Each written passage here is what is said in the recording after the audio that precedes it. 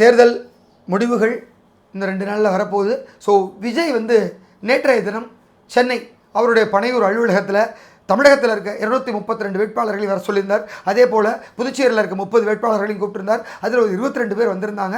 So எல்லாரையும் கூப்பிட்டு நேற்று மாலை ஒரு 20 பேர் 25 பேராக உள்ளே வர சொல்லி அவங்க எல்லார்கிட்டையும் தனித்தனியாக ஒரு இன்ட்ராக்ட் பண்ணியிருக்காரு.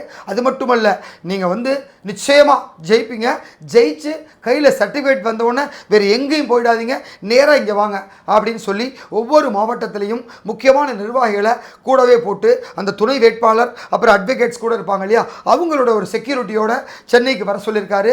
ஸோ நிச்சயம் ஜெயிப்பீங்க, நீங்கள் ஜெயித்த உடனே சென்னைக்கு வாங்க, உங்கள் வருகைக்காக நான் வாசலில் காத்துக்கிட்டு இருப்பேன் அப்படிங்கிற மாதிரி விஷயத்த சொல்லியிருக்காரு. ஸோ அவர் ரொம்ப கான்ஃபிடெண்ட்டாக இருக்குது, தாவேகா ஆட்சி அமைவது உறுதி அப்படின்னு, நாங்கள் ஒரு பெரும்பான்மை இடத்துல வெற்றி பெறுவோம் அப்படிங்கிற மாதிரி விஜய் எதிர்பார்த்துருக்கார், விஜய் சொல்லியிருக்கார். ஸோ தேர்தலுக்கு பிந்தைய கருத்து கணிப்புகள்லாம் நேற்று முன்தினம் வந்தது, நம்ம பார்த்தோம். ஸோ எல்லா கருத்து கணிப்புகளுமே பார்த்தீங்கன்னா கிட்டத்தட்ட ஒரு 10 சேனலில் எடுத்திருந்தாங்க. ஒரு 4 சேனலில் திமுகவுக்கு ஃபேவராக சொல்லியிருந்தாங்க, இன்னொரு 4 சேனலில் பார்த்தீங்கன்னா அதிமுகவுக்கு ஃபேவராக சொல்லியிருந்தாங்க, ஒரு 2 சேனல் தாவேகா ஆட்சியை பிடிக்கும் அப்படிங்கிற மாதிரி சொல்லியிருந்தாங்க.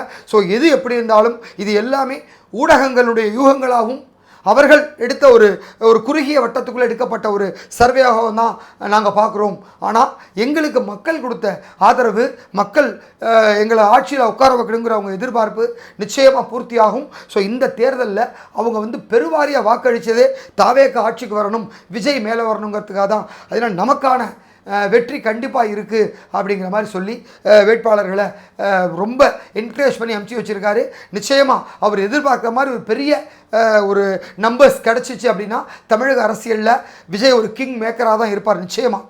ஒருவேளை மக்கள் யோகோபித்த ஆதரவுடன் 100 சீட்டுக்கிட்ட தாவேகா வந்துருச்சுன்னா ஸோ விஜய் தான் கிங்காக இருப்பார். ஸோ ஒரு கிங் மேக்கரா அப்படிங்கிறது திங்கட்கிழமை 4ஆம் தேதி காலை 11 மணிக்கு தெரிய தொடங்கிவிடும். ஸோ நிச்சயமாக விஜய் இந்த தேர்தலில் ஒரு பெரிய மாற்றத்தை உண்டு பண்ணியிருக்காரு, நிச்சயம் உண்டு பண்ணுவார் அப்படிங்கிறதுல எந்த மாற்று கருத்தும் கிடையாது.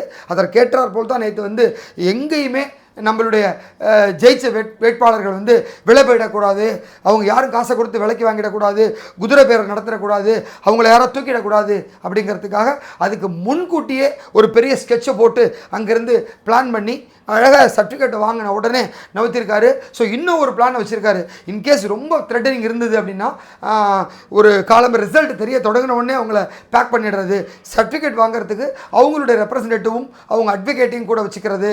ஸோ அவங்கள சேஃப்டியாக ஒரு இடத்துல வைக்கணும் அப்படிங்கிறது தான் தாவேகாவுடைய முக்கிய குறிக்கோளாக இருக்குது. அதைத்தான் விஜய் அவங்கக்கிட்ட பேசியிருக்காரு. ஏன்னா அவருக்கு விஜய்க்கு நம்பக்கூடிய அதிகாரிகள் சைட்லேருந்து ஒரு ரிலையபிள் சோர்ஸ் கிடச்சிருக்கு.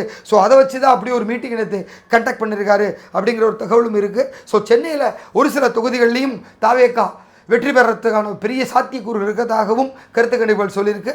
ஸோ இன்னும் 2 நாட்கள் நிச்சயமாக தமிழக அரசியல் வரலாற்றில் ஒரு மிகப்பெரிய மாற்றம் நடக்க போகுது அப்படிங்கிறது மட்டும் நிச்சயமாக சொல்லலாம். ஸோ பொறுத்திருந்து பார்க்கலாம் விஜய் என்ன பண்ண போகிறார் அப்படிங்கிறத. நன்றி.